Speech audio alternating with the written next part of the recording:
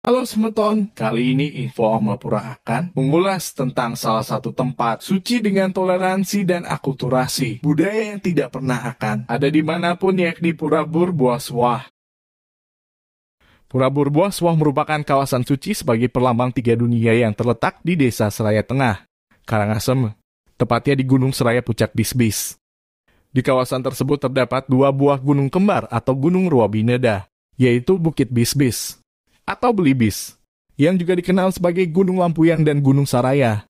Dalam hal ini Gunung Saraya atau menurut penduduk setempat disebut Puncak Kanginan sebagai aspek purusa. Sedangkan Gunung Lampuyang atau menurut penduduk setempat disebut Puncak Kawanan yang menjadi aspek pradana. Dulunya Pura Burbuaswah dikenal dengan nama Pura Buar-Buaran. Akan tetapi sebenarnya Pura Burbuaswah sendiri merupakan tiga pura yang lokasinya berbeda. Pura Panataran untuk Pura Burloka, Pura Pasar Agung untuk Pura Buah Loka, dan Pura Pucak Sari untuk Pura Swah Loka. Perubahan nama pura diawali dengan datangnya seorang pertapa yang berasal dari Jawa yang melakukan yoga semadi di pura ini selama 42 hari dan mendapatkan pawisik bahwa nama pura ini adalah Pura Burbuaswah. Ketiga pura tersebut menggambarkan tiga alam, yaitu Burloka atau alam bawah, Buahoka atau alam tengah, dan Swargaloka atau alam atas.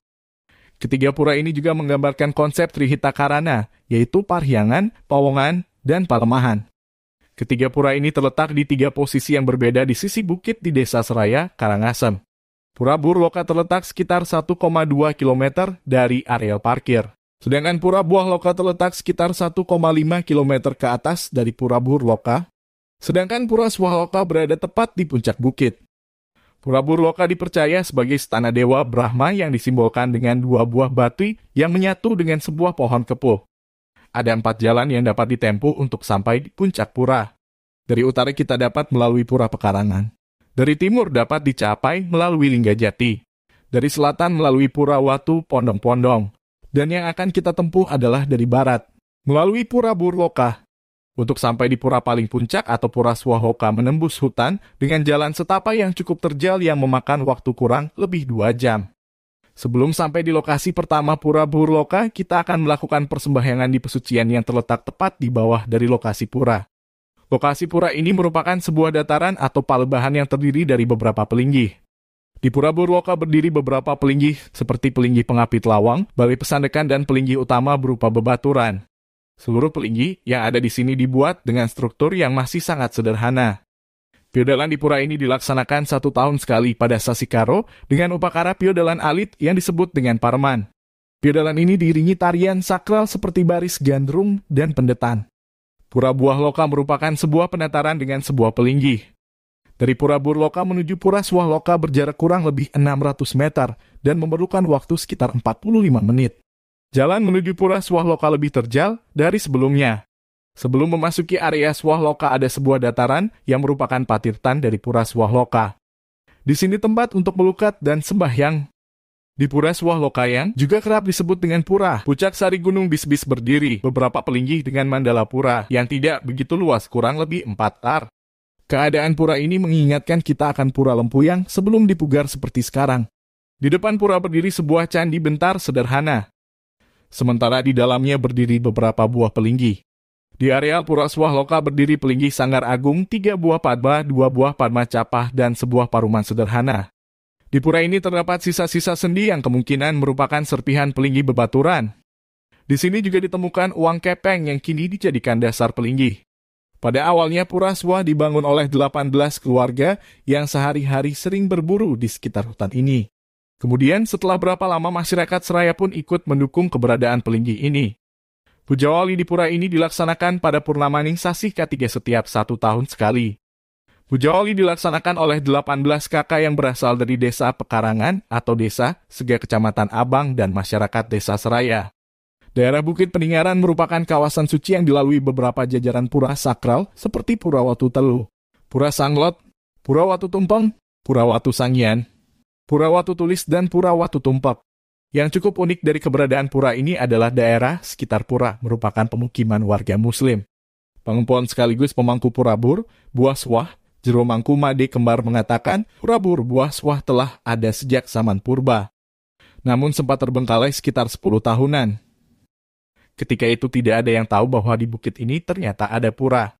Menurutnya ada sesepuh muslim yang menemukan ketiga pura ini secara tidak sengaja. Lalu sesepuh tersebut dengan cara membersihkan dan menata tempat suci tersebut sebagai simbol bahwa ia menghormati Batara yang malingi di kawasan itu. Bahkan sampai saat ini, setiap 1 tahun sekali masyarakat Hindu dan Muslim di wilayah desa seraya bergotong royong melaksanakan usaba khusus yang jatuh setiap bulan Japra. Pada bulan ini biasanya masyarakat Muslim akan datang membawa hasil bumi berupa buah-buahan, kue, dan hasil ladang lainnya. Tradisi ini telah ada sejak ratusan tahun yang lalu. Bulan Japra adalah istilah khusus bagi masyarakat Muslim keturunan dan masyarakat asli seraya, di mana momen tersebut berada di antara Juni hingga September. Konon pertemuan galungan dengan waktu Japra itu terjadi setiap 30 tahun sekali. Tradisi itu dilakukan masyarakat Muslim, menurut Jero Mangku Made Kembar, karena rasa syukur atas panen dan hasil kebunnya karena si sepuh mereka dahulu sempat memohon di kawasan ini agar diberi keselamatan dan kesuburan. Waktu itu Jero Mangku Made Kembar mengatakan Gunung Batur sedang aktif-aktifnya sehingga masyarakat sekitar sangat was-was. Ternyata doa sesepuh umat Muslim tersebut dikabulkan oleh Ida Batara yang malingi di kawasan Pura Burbuaswah. Pada akhirnya sejumlah umat Muslim bersama keluarga dan kerabatnya datang memenuhi janjinya dengan membawa hasil ladang dan perkebunannya sebagai ungkapan rasa syukur. Hingga saat ini tradisi usaba tersebut masih berjalan harmonis di Pura Burbuaswah. Mereka ke pura bukan untuk sembahyang, melainkan mereka datang membawa hasil kebun dan ladangnya dan ikut membantu membersihkan areal pura sekaligus memanjatkan doa dengan cara mereka masing-masing. Setiap 30 tahun sekali tradisi Usaba Japra ini bertepatan dengan perayaan Hari Raya Galungan. Usaba Japra bagi umat Muslim dan perayaan Galungan bagi umat Hindu jadi akulturasi budaya yang sangat terlihat harmonis. Masyarakat Muslim berziarah dan berdoa ke arah barat, tepatnya di sebelah barat pohon, dan umat Hindu bersembahyang menghadap timur. Walaupun bersamaan, tapi tidak ada yang merasa terganggu. Jero Mangku Made Kembar mengungkapkan Pura Burbuaswah memiliki konsep Trimurti sebagai tonggaknya. Di Pura Bur berstana Dewa Brahma sebagai pencipta, di Pura Bua berstana Dewa Wisnu sebagai pemelihara, dan di Pura Swa berstana Dewa Iswara sebagai pelebur.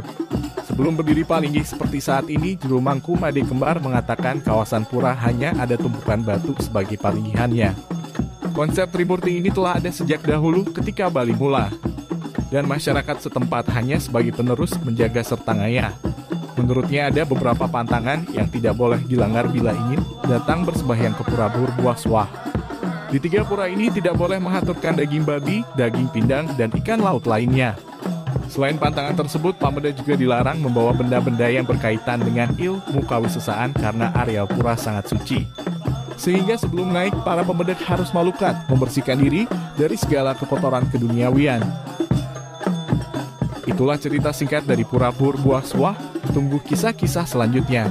Jangan lupa like, komen, dan subscribe Info Om Lapura.